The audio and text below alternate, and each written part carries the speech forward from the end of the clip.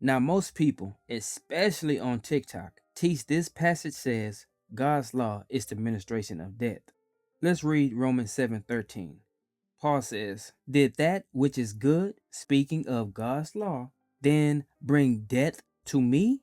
By no means." Paul rebukes all claims that God's law is the ministration of death. Point blank, period. No way around that. Also, in Romans 7:14, he says the law is spiritual. So if the law is spirit, then it can't be the letter that killeth, or the ministration of death. The law is spirit, so it's a part of the ministration of the spirit. So what is the ministration of death? Paul tells us, continuing with Romans 7:13, he says, "It was sin." Let me say it again.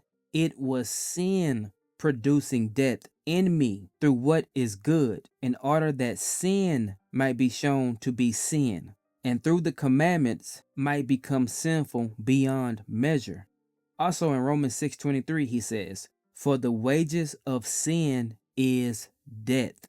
So, in what some people call the Old Testament or the Old Covenant, sin had the ability to control you.